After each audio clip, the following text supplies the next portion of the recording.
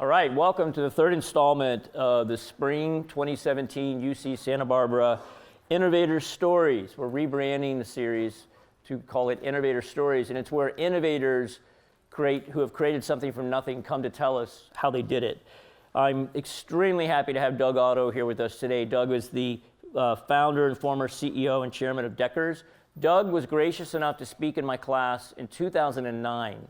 I've had literally hundreds of people that have spoken in my various classes over the last 10 plus years, and Doug's talk was one of my favorites. And he lives in Australia, so it's difficult for him to come speak in the class, but we've worked for a while now, try to do something remote, or maybe when he was traveling to Santa Barbara, and we finally were able to get it to work to where he is in Australia, giving us graciously of his time, and we're able to interact with him in real time here in Santa Barbara. So I'm very happy that we were able to get it done.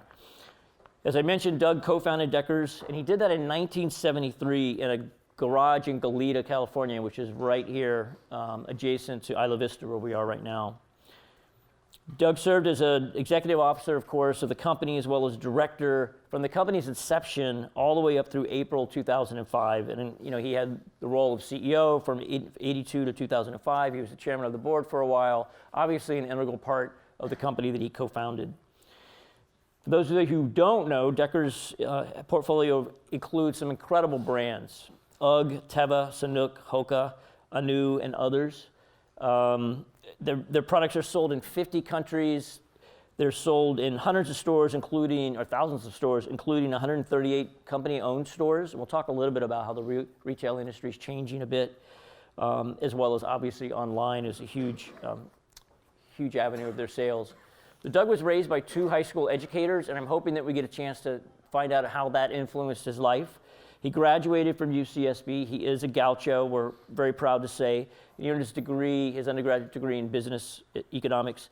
As you guys know, I really strive to bring people in that have been successful on all aspects of their life, not just making money and building businesses, but also giving back to the community. Doug has absolutely done that with his time and his money over the years.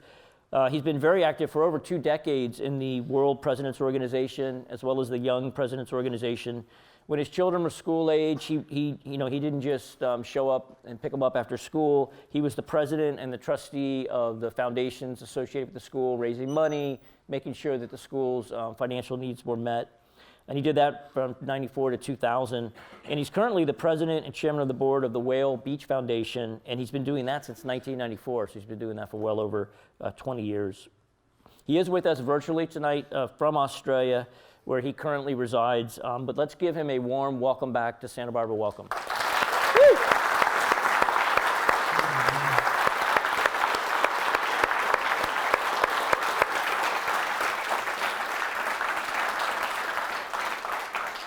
Well, thanks again, Doug. We really appreciate it. My pleasure. So I remember when you spoke, I took some crazy notes. I had all these notes from when you spoke. And one of the things I had written, one of the first things you said in my class was, and we weren't in this building, we are literally in the building that the Bank of America was in when it burned down. So we were in a different classroom, and you said, I think the quote was, when the Bank of America building burnt down, I think you were a freshman, and you said that was a wake-up call for you. How did that impact the rest of your career here at UC Santa Barbara, if at all? What was that? Why was that an important moment? Well, obviously being a freshman is my first time away from home. And I think really quite eye-opening is just how big the world was, how different things were, and the conflicts that were going on. Right. And I think everybody in the whole community became involved. If you recall the first or the third term, the final spring term, there were a lot of X100 classes. And basically you took classes. One class I took was shutting down the draft board. But I think at that time we were all being ideal, and there were different ways we were trying to make an impact on the world. And I think to me, I loved the ocean, and I was going, okay, I'm going to farm the ocean and feed the starving masses. Nice. Of course, later on, as I went through school, and about my junior year, I figured, okay, I can't see myself in a white smock looking in a microscope. I think, what am I doing here? And eventually I want to make money. And So I turned into business Well, and that graduated with a business major. yeah, that tells into my next question. So when you were here, you founded Deckers in '73, sort of formally or officially. But when you were here as a student, were you working on the idea already, or was it something where you graduated and then you said, "I don't want to take a job, I'm going to make a job"? How did that transition from school to Deckers go? Well, actually, the summer after we graduated in '73, my founding partner, Carl Locker, and myself lived together. And he actually did support himself going through school, making sandals and Wow. selling them at Renaissance craft fairs, basically. Yep. And he, during our summer time when we were living together, he was running a production facility for another company down in Orange County and wanted to start out on his own. I was down there, wanted to go surfing. I had a trip to Hawaii. I said, "Hey, Carl, I love the sandals. Give me a sample. Let me see if I can sell them over there." So I went over in September to Hawaii, spent about a month over there, actually sold 5 stores. 3 of them paid us, and I went back about a year later and collected from the other 2. But that's how we started in business. Nice. So you mentioned that you were out there selling the shoes. You were a hustler. I'm sure your partner was too. But you were a hustler, driving up and down the coast, going to surf shops. Walking in with this product that was new to them, and getting them convinced enough to put it on the shelves. So was that something you just knew you were going to do? Was that in your DNA, or was that something you had to work through, force yourself to do it? What lessons do you think, or any tips or tricks on engaging with people could you share with young people? So a lot in that question, but just think about back when you were hustling and nobody had ever heard of your company. Yeah, what we basically did is we ran a little mail order surfer ad in Surfer magazine in '74. And then I was surfing, and I'd just drive up and down the coast, calling on the surf shops and actually putting up a copy of that ad at different telephone poles. Was salesmanship in my DNA? No, I was originally a math major when I applied at UCSB. And so I'm more comfortable with numbers, but it was part of my lifestyle, and talking to surfers was fine. I didn't mind it. And actually just the passion for the product and that, and the fact that I'm working my own hours, I'm supporting my lifestyle of surfing, and that got me to overcome that fear of rejection, I guess it is, as being a salesman. Right. So, I mean, if I go a step further, what I learned from that, I learned if I could get them to voice their objections, then I could just deal with that on a rational way. Right. And I guess the final thing in salesmanship would be, once you've made the sale, you have to be able to recognize when the guy's sold. So you shut up, quit trying to sell, and ask for the order. Right. Yep. A lot of people, it takes them a long time to learn that part of selling, because you get in that mode, you want to keep going. So you mentioned the Surfer magazine ad. That was a pretty gutsy move to make for a small company. Did that generate leads in and of itself, or was it that you used it when you went to the surf shops to get validation, to show them, hey, look, we're in Surfer magazine? Well, it was validation, really. Back then, the surf industry was, surf shops were surfboards, resin, and maybe some fiberglass to fix the boards. This was pre the clothing stuff and, Right. and pre leashes for those of you that surf. So there wasn't much out there. So we ran the ad, and what happened is people that come into the surf shops going, "Hey, have you seen those flip flops? They look kind of cool." And then I'd follow in with them. We did make kind of an interesting mistake there in the fact that our mail order ad retailed them at $8. We wholesaled them to the stores at $5 who wanted to charge $10. So there's a bit of confusion there. Right. And it took me a while to learn how to properly do pricing. Little channel conflict. Yes. Wait a minute, it's $8. So that's funny that you were here at the same time that Zog was doing, because you mentioned resin, Zog was doing sex wax here in Santa Barbara, and he was doing the same thing right in the same time period, early 70s, driving up and down the coast with his sex wax in his van and selling it to individual stores. Because the industry, Right. it was just so fragmented. Did you guys ever collaborate or ever work together? Not really too much. I mean, we ended up being across the street from each other down in Carpinteria for a while. Yep. But I think we were all pretty much doing our own things, going up and down. I got involved with Lightning Bolt as a licensee there early on, and so that we kind of went that direction. Right. Okay. Very cool. So I'll get ready for the first student's question in just 1 second. So let's fast forward. Now so you're 73, you started the company, 74, you ran the surfer ad, you're going up and down the coast, you're getting a little bit of traction. By July of 75, you had over 100 people gluing sandals. Was that when you were in Carpinteria? Were you still in the garage? Where were you at that point? Right. Actually, we had a little industrial space out on Hollister Avenue in Carpinteria. Okay. And I can't remember the exact location by 75, if we were down in Carp by then or still in Goleta, but by then what we'd done is develop the actual Deckers product, which was tubular nylon used in climbing harnesses that we attached to layers of multicolored rubber. Yep. That was used in wetsuits and basically made a water compatible flip-flop that was indestructible. And that's how Deckers was actually, the name came from Hawaii. They called them Decas because of the multi-layers of color. But by then, production, it was like we ran a lifestyle business and we were always trying to balance that production with the sales. And it was pretty interesting because we employed surfers. So of course, when the waves were good, everybody was surfing and not making sandals, so we'd fall behind in our orders. I mean, it was an interesting time. I mean, they're making glue, or gluing sandals.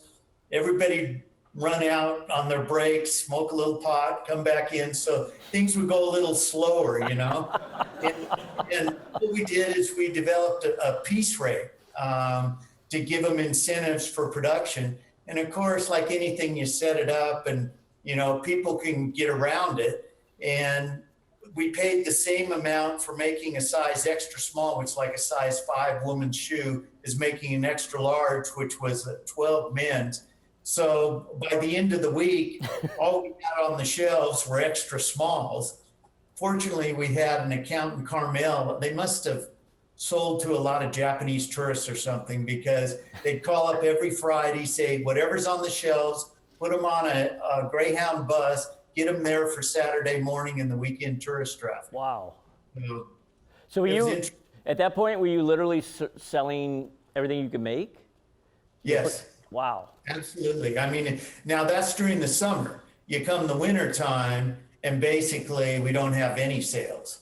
Right. Okay. But in the summer, you got a bunch of stone surfers that are trying to make small shoes so they can get back out there and surf. Excellent. All right, we'll take the first student's question. Okay. In what ways did having your parents be high school educators help you achieve your goals? Like, what lessons did your parents give you that led you to where you are now? Okay. Well, I think a couple of things is my parents basically told me I could be successful at whatever I wanted to. All I had to do was apply myself, think creatively, and work hard. So that I used throughout, definitely. I think the other thing too is that my mom was a swim teacher. So I had the passion for the ocean, surfing early, and that, of course, influenced me throughout my life. And I think maybe the final thing was educators don't get paid a lot, but they knew I went to public school and they knew which school districts had the best education, and they're usually in the wealthier suburbs. So I was surrounded by a lot of people that had a lot more money than I did. And it might have given me a drive that I later found out from a professor at UCSB, Dr. Andron, coined the phrase positive freedom of choice. Having the ability to make any decision you want, not have to worry about the money. So that's something that I strive throughout my career. Yep. Very good. So 1975, you've got 100 and some odd people working on piecemeal. And then you ended up connecting, you'd already mentioned it, the Lightning Bolt clothing line. Was that your first move away from a lifestyle business, or do you felt like at that time you were still running a lifestyle business and clothing just seemed like a natural add-on? Like when were you thinking like, boom, this is gonna go bigger? Well, actually in Lightning Bolt, that was our first licensing exercise. And we made accessories, not really the clothing part. Later on, we brought in some of the Australian clothing for Lightning Bolt. But it was still, for us, it was a lifestyle business that is supporting our lifestyle of surfing. I think when I really got serious in running it as a professional business would be in the mid to late 80s when I got married, started a family. We had 400 or 500 people working for us. And all of a sudden, it wasn't just my lifestyle that I had to support. Yep. I had the responsibility of the family and the families of all the employees. Yep, I mean, that's where I always felt the pressure was the people that I helped recruit and promise that there was gonna be a great business and a great place to work, and then making sure that it really was, and that they got their paychecks every 2 weeks. Right. That's the pressure. We'll take the next student's question. As an early co-founder of Deckers, was it hard to maintain your vision of the company when becoming public in 1993, or did this expansion allow you to gain the capital to further develop your product as you saw fit? So in 93, or 83, sorry, when you went public, or 93. 93. Yeah, sorry, my fault. How did that change the business? Were you able to keep that vision going, or did it morph the vision in a way you didn't intend? Well, it definitely helped the vision going. At the time we went public, it was one of the high points, I got to say, because I had basically given book value stock to a lot of the employees. I think the employees owned about 30% of the business, and I had about 70 at the time we went public. And so all of a sudden it created a lot of wealth. My receptionist could buy a new car. A lot of people put down payments on houses. Yep. Millionaires were made. It was, very satisfying in that respect. And we had a very successful IPO, went out at 15, and I think it went to 22 the first day. But what it was all based on the success of Teva, which was the brand that made up 98% of our sales, and we didn't own it. We were the licensee of Teva. Right. So what we needed to do was we used the proceeds to really get away from our dependence on Teva. In other words, to diversify our branding and our product, as well as balance our seasonality. And of course, that's when we went and bought up. So you mentioned Teva with Mark Thatcher. I know you've told the story a million times, but do you mind just telling us sort of that? Because I love that story of how you met him and saw what he was wearing, and being a shoe person, you said, I think there's something here. And the fact that you worked with him and didn't try to go off and knock it off on your own. I think there's a lot of good aspects to that story, which I've almost told you the entire part of. Do you want to just tell us the story of how you actually met him? And Yeah, well, Mark actually approached us. Oh, okay. He was at the time he was a Colorado River guide, and he basically had solved the problem for a lot of the guides. They had issues with wearing footwear going down the rapids of the Colorado. If they wore tennis shoes, they get little rocks in there, their toes would shrivel up. It wasn't good. If they wore flip-flops, the rapids would take them down the river. So he put a back strap on one of our flip-flops and started selling them out of his trunk to his fellow river guides. And, he brought it to us, and we said, gee, that looks interesting. And because I'm always one who liked authenticity. And here was Mark Thatcher, Colorado River guide, developing a product for he and his buddies. What a story. Yeah. And not only that, it was iconic product, and it was creating a new category that we coined sports sandals. And then, so we got together, we signed a license with him, and he got together with my brother Rick, who was running production at the time, and one of our production supervisors, And together they developed what was called the universal strapping system. We were able to get it patented, and that then just mushroomed the business. And all of a sudden, all the river guides were wearing them. The outfitters were telling the tour, and all the tourists would come down the Grand Canyon would go, wow, this is what they're wearing. We need that. Outfitters were giving them recommended equipment to buy to bring on the trip. And then we would supply them with the sandals, and then it just grew from there. Yep. Yeah, lots of good messages there. The authenticity is important. The fact that you collaborated with him, didn't try to work around that idea. Is it true that he had a watch, like a Timex watch, Velcro watch band or something? Is that what he was using? Yeah, that's the first thing that he used for the initial one, and that was on a thong, one of the thong flip-flops. Yeah. I mean, I just think that's remarkable to see that and then really create a whole new genre of footwear. And they came back, a year or so ago, everybody was wearing the old school original. So I went from being way out of style to I was in style for about a week and a half, I think, last summer. And I'm still out of style. No, it's neat, though, that they had a resurgence, the original shoe. We'll take the next student's question. I was wondering what prompted you to have the vision of not just creating one product, but instead a multitude of brands under your company. Why not just focus on the growth of one? Well, a few things. I think number one is I was always out there in the market, and if I saw an opportunity, I like to jump on it, and it was hard to pass that up. But more than that, I think it was diversity. And I didn't want to have all my eggs in one basket.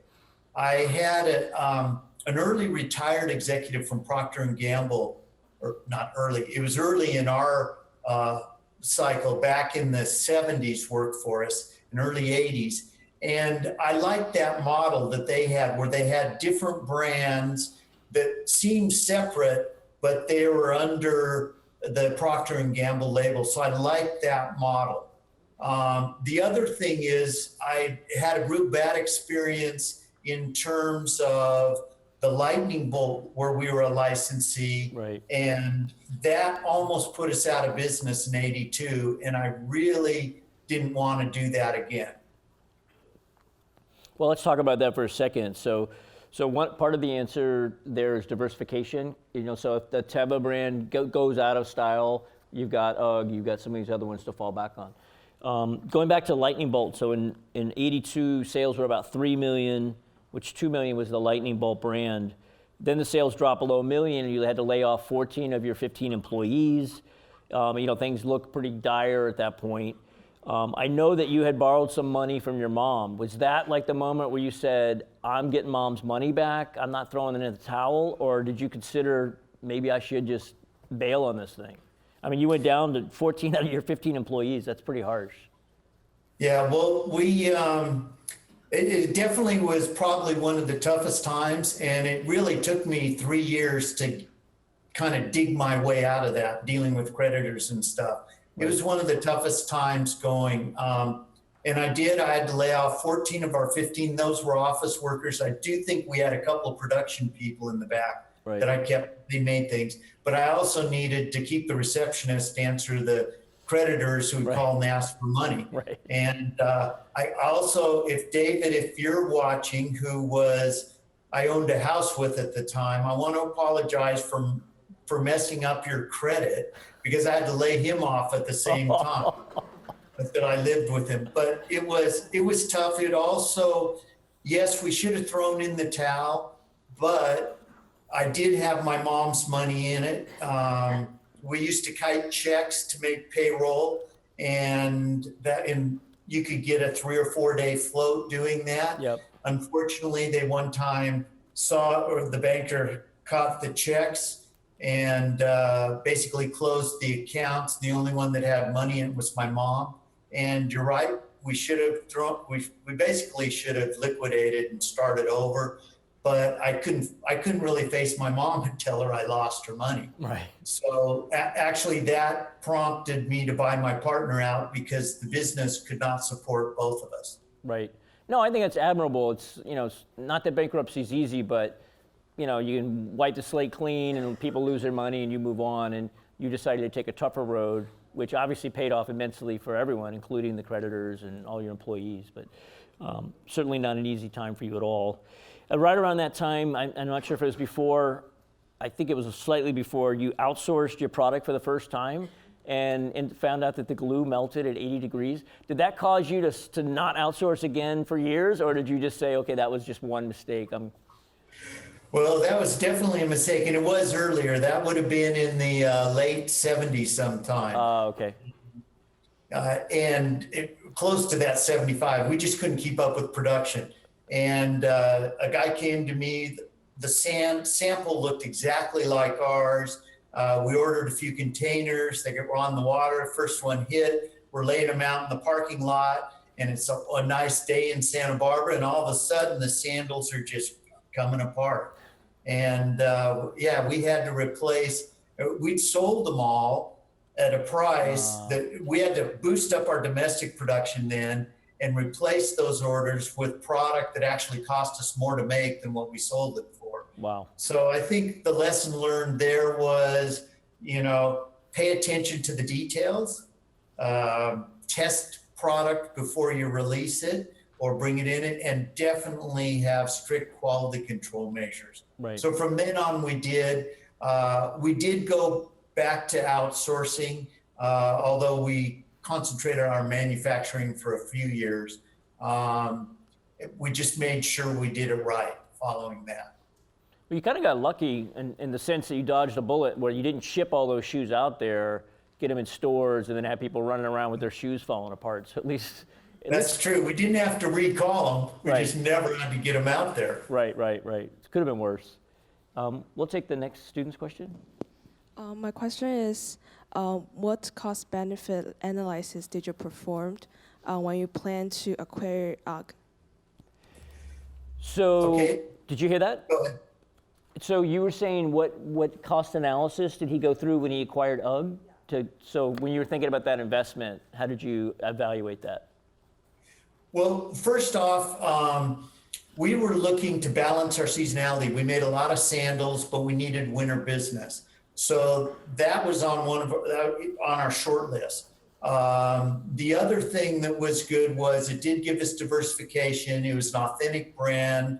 I'd known Brian for a while through the trade shows, and we talked off and on about how it would be a complementary brand. I'd also, as you'd mentioned, I've been a member of YPO. I joined YPO. And I'd started learning about S-curves and demographics and strategic planning and applying that to the business. And he was in that early stage on the S-curve. And I like the story now. As far as what analysis we did financially, we figured if we could get it up to $50 million, that it would be a success.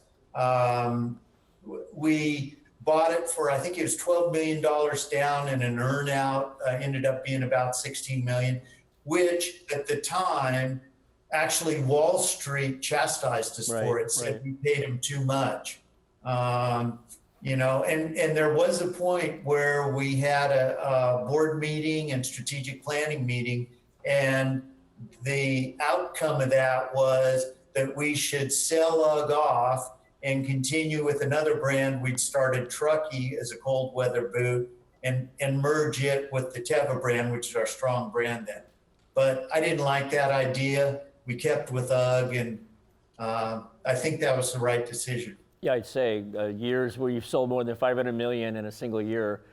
So I had an Australian student in my class when you spoke way back in 2009, and he made some comment about they were women's house shoes at the time or something that surfers had adopted, so that they were a shoe that had been around for a while that weren't necessarily the hip happening shoe, but surfers wore them because of the warmth and the fleece and all of that. And to take that brand and then bring them here, you didn't have immediate success though, right? If I recall, you got them here, and then the breakthrough was really getting people to wear them in the paparazzi photos. Did that happen by happenstance, or did you guys orchestrate that? That was part of the plan, to tell you the truth. We had When we bought the product from Brian, who brought the UGG brand over from Australia, 80% of his sales were in Southern California. He didn't really have a marketing or distribution plan. He was selling Costco at the same time as selling Nordstrom Right. and different surf shops. And he had 2 boots and 2 slippers.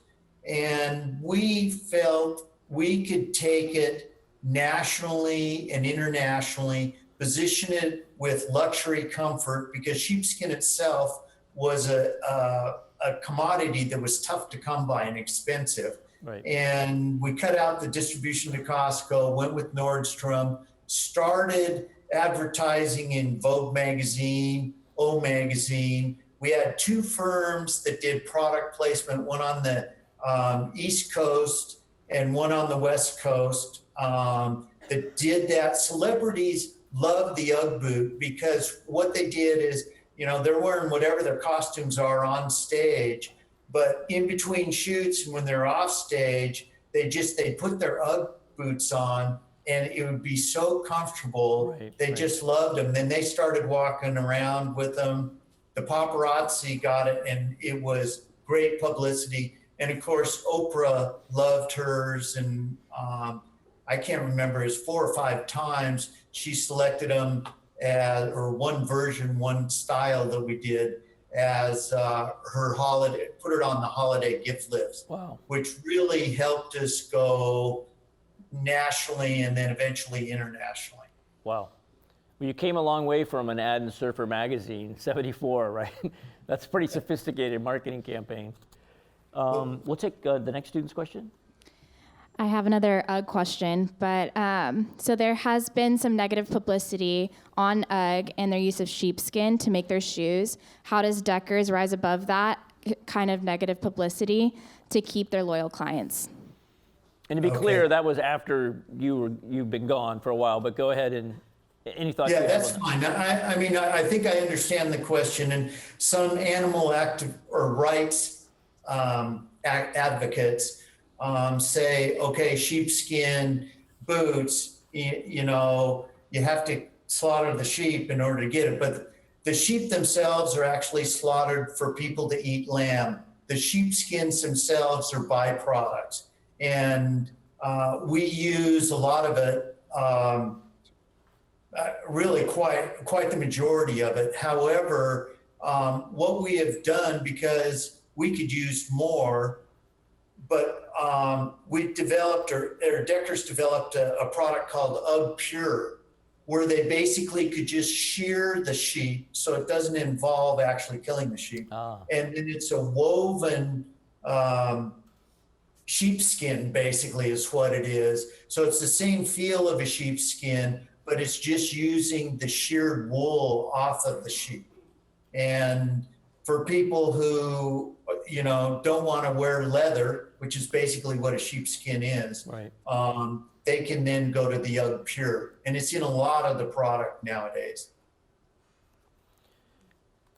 So I want to go back. We sort of jumped to UGG. That was the post-IPO. Just going back a little bit, you had that partner, longtime partner. You bought him out over a 5-year period. Was that, and I know he went off to start another very successful company, QAD, which is a public company here in Santa Barbara. So he did fine.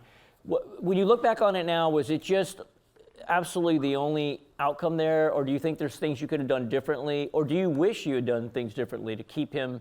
He's obviously a very talented member of the team, someone that you relied on.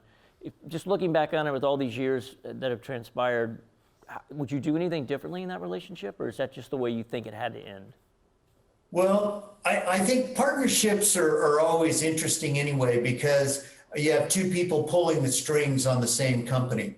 Carl and I had a great partnership because I was the outside guy. I did the selling, identifying the products, did the marketing. He was an engineer by background from UCSB, and he liked efficiency, so production and administration. That was his forte. Mm-hmm.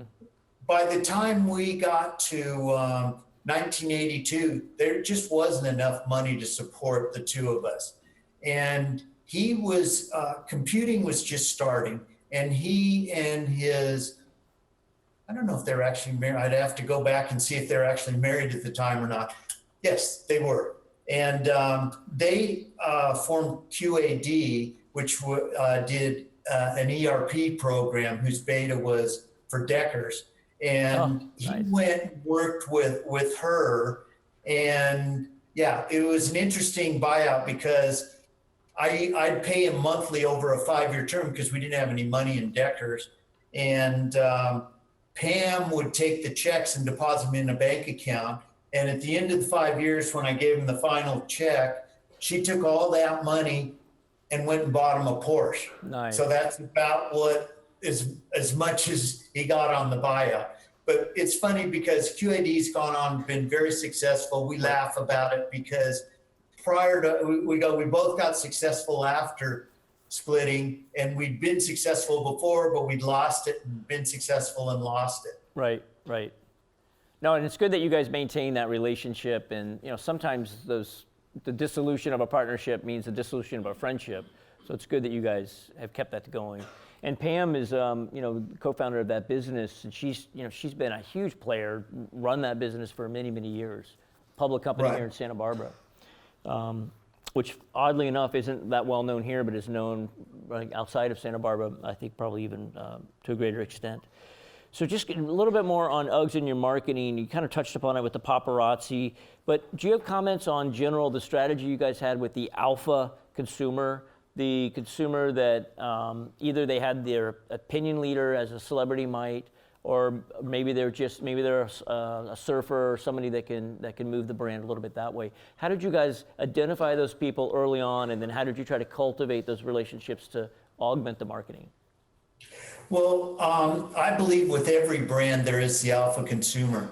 And when I talk about authentic brands, I used to coin the phrase end user designers, like Mark Thatcher, River Guide, developing a sandal for he and his peer group. Right. So the alpha consumer is the person who is actually the one who they have a need that is being fulfilled that wasn't being fulfilled before. And because they are a celebrity or they are looked up to in the community, it's like surfers, that's why you have all these sponsored pro surfers, because anybody in the surf community looks like them, wants to surf like them. Right. And we felt with UGG that the alpha consumer was the celebrity because we were targeting more of a fashion market and really trying to take it from being a surf boot to going after that young mom who's dropping her kids off at a private school in a Range Rover and could afford to buy a luxury boot. Very nice. We'll take the next student question. Looking back at when you first started, what is one piece of advice that you'd give to yourself as you were still working from your garage? I would say persevere with your passion. Do what you like. Do what you want. Don't listen to the naysayers, and really carry on. If you've got a dream, there is a way. I firmly believe there's a way to fulfill it, and a vision, and ways to overcome that, and just keep at it and keep trying things. I mean, you'll make mistakes. Learn from your mistakes, and I've always learned more from my mistakes than our successes. Yeah, for sure. Now, I think if you look at your story, I mean, you were tenacious, you were persistent, you could have thrown the towel in a couple different times, and you didn't. And speaking of being tenacious, you sort of pulled a Steve Jobs, where you left the company, and then you came back to the company.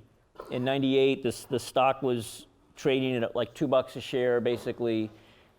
Years later, after you had done your hard work, it got up to, I think, 163 or something was the peak. Tell us about that turnaround. I mean, that must have been hard for you. You thought you were maybe done, and you had to come back in, make a lot of changes. How did you pull that off? And was that satisfying, or did you just feel like you just had to do it? Well, I think a couple of things. I've been trying to get out of the business and find my replacement. And I'd had a couple of times when I didn't know exactly what I needed in that person, and maybe made some wrong decisions and it stepped back. But one of the decisions that I had been instrumental in that was a major mistake was in 95 when we bought UGG, there was also a sports sandal shakeout, which Nike had entered the market as our competitor. There was a shakeout. It's classic in the S-curve 50% of the way through the development. But anyway, that happened. We had UGG. We also had Simple as our third brand then. It was actually our number 2 brand. UGG was our number 3 brand. And we centralized our management. In other words, we blended the sales forces, looking for economies of scale, Right. The design teams, the marketing teams. But what happened in all of that was the salesmen started selling what was easy to sell. The products started looking alike in each of the brands. The marketing messages were blurred, and we just stagnated. And that's what resulted in our first red ink year since, I want to say, back in the early 80s. And being talked about being delisted. So in early 99, or it's basically late 98, the board gave me an ultimatum and basically said, either you get in and fix this, or we'll find somebody to do it. I go, okay, moved in. And then what we did is we reorganized the company by brand. Each brand had its own president. That's when we brought in, or Connie Ridgway had been running sales for us and put her in charge of being president of UGG. And then each brand had its own marketing plan, its own product development team, its own sales team, its own business plan, and was really run independently. So we decentralized the management, and that was the key. And then I look at, we talked about the strategies Connie employed with building UGG to where, I think it's $1.5 billion in sales now. Wow. That was, to me, UGG was executing all of the things we'd learned from the mistakes we'd made in the previous 20 years. Right. Well, I want to end on a question. It might be a hard one to answer. It might be an easy one to answer for you. You had this long career. You had to come back in, fix the company again. You finally were able to pull the plug and go to Australia and do surfing. I know you're involved with the Whale Beach Foundation, but do you find it challenging to find meaning in life right now, or are you just, is the dream what everyone thinks it is when they look at you and they say, the guy lives in Australia and he surfs every day and that's the life I want to live? Where does reality meet the dream? Well, I think for some people they can retire. I've known other people that haven't and they get right back into it. Myself, I'm very satisfied in pursuing that endless summer wave, so to speak. Nice. But I've also, in starting my business so early, I've now appreciate family time. I love traveling, and I've got my kids spread out. They're still in California, and I've got one over here and siblings over there, and I love the travel bit. My wife and I travel a lot. I do support educational programs. I believe if you can just make an impact with one person, they can go on and impact another 10, and it can just snowball from there. So I am involved there. I do a bit of mentoring with students and advising with entrepreneurs and stuff like that. And then again, my own personal goal is to be the first 100-year-old surfer. All right. I like that goal. On that note, that's a good note to end on. Thank you so much, Doug. Okay, thank you, John.